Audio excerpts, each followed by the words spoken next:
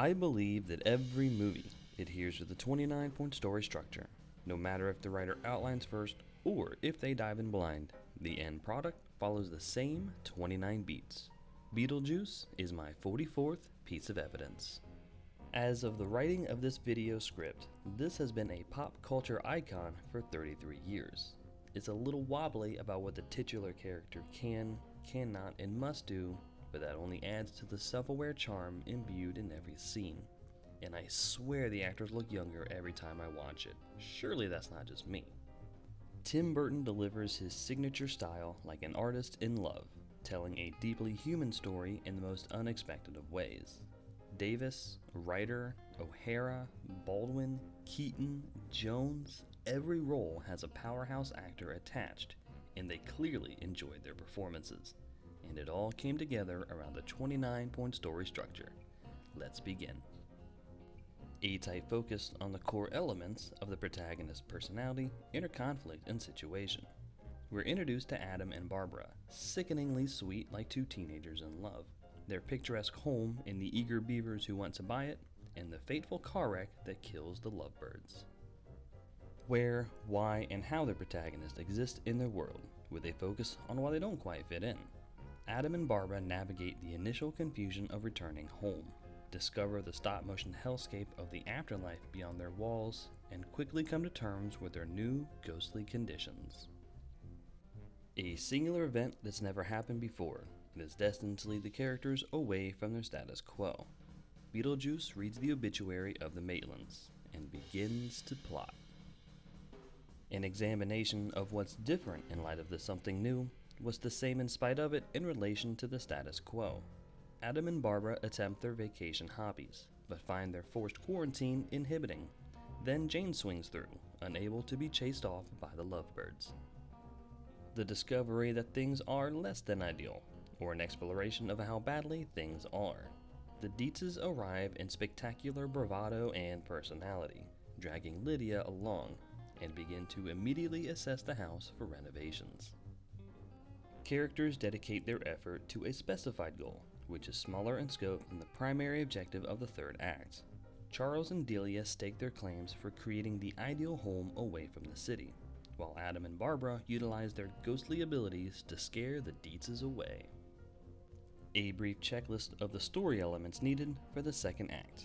Adam and Barbara's ghostly confusion and frustrations, the contrast of the Dietz family to country life, the nightmarish realm beyond and within the walls of the house, and of course, odd family dynamics. The singular event that launches the characters into the wild jungle of the second act, also called an oh shit moment. Delia plans to carry out the classic nightmare for haunting apparitions, a remodel. Oh shit. Characters must learn all new rules and expectations distinct to this adventure. Homeowners, laborers, and ghosts alike navigate the moors of home renovation. Lydia makes eye contact with Adam and Barbara from the distance, who is conveniently handed the key to investigate her unspoken encounter. Then the lovebirds defend their attic just as a commercial for bioexorcism plays. Characters showcase their ability to grow in the areas this adventure requires, typically through external means. The lovebirds finally get something from the handbook to work. Charles explores relaxation methods, and the lovebirds enter a tamer afterlife location than the stop-motion Sahara. Characters face legitimate and understandable reasons to deviate from their stated convictions, agendas, or desires. Lydia bears witness to the scale model town, and her reluctance about the haunting fades with awe, while Adam and Barbara face a waiting room which somehow makes the sequence even funnier. An escalation of problems that vex the characters. Adam and Barbara face the inescapable hellscape of modern art renovations. Juno warns the lovebirds against using Beetlejuice to bioexorcise their house. Beetlejuice interacts a little more with the scale model town, and Charles brings in his boss in hopes of renovating the whole damn town. Characters evolve internally by utilizing everything they've gathered and learned. Adam and Barbara take their haunting tactics old school.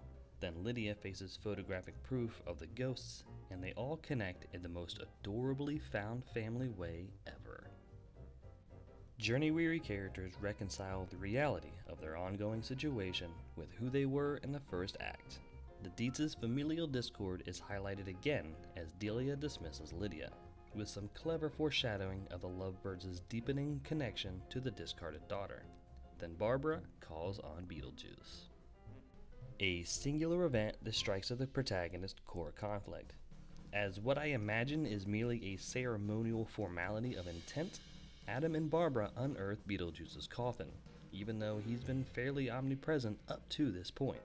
Anyway, and there's no turning back from here.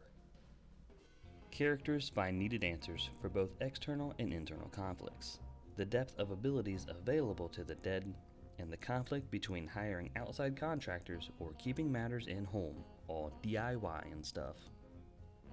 The clarified objective is realized in part or in whole, though it's meaningless without the completion of the primary objective. Barbara leads the DIY charge, but Beetlejuice has already been released, while Charles and Delia host a business dinner to buy the whole town, but it's a disaster.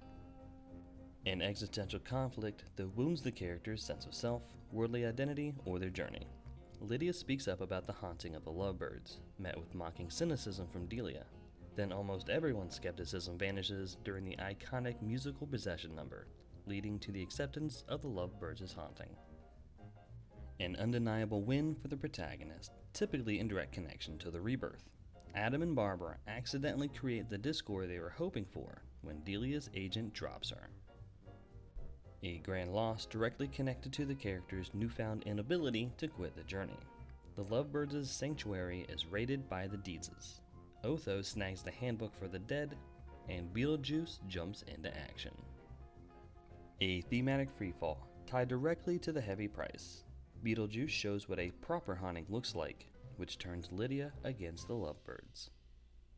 A singular event that robs the protagonist of seemingly any chance of success. Beetlejuice declares his intentions to go rogue and to target Lydia specifically.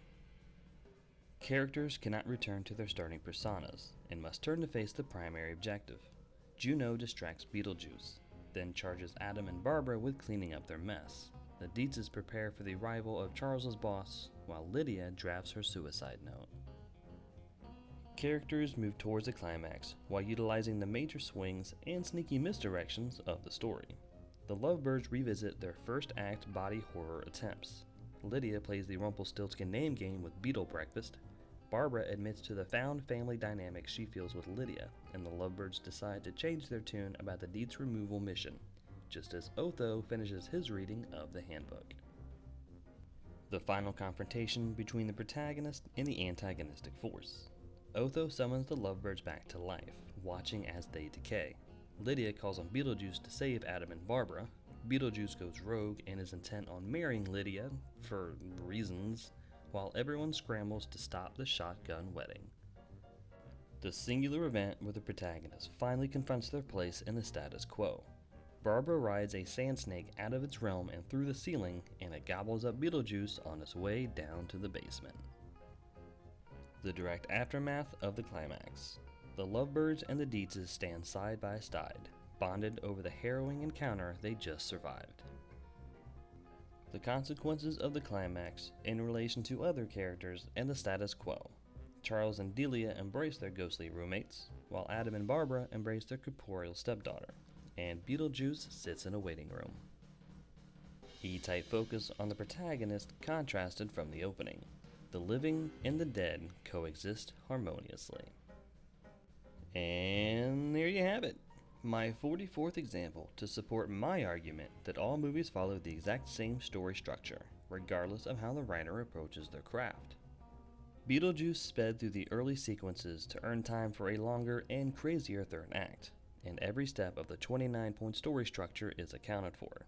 But does this iconic gothic horror modern fairy tale follow the same plot beats as a third installment of a franchise that ceremoniously boots the original protagonist from the roster halfway through? Yes, it arguably does. Next on my docket, Pirates of the Caribbean at World's End. Please subscribe to stay up to date with this and future videos, and please like and comment with your thoughts and reactions. I'll talk to you next time.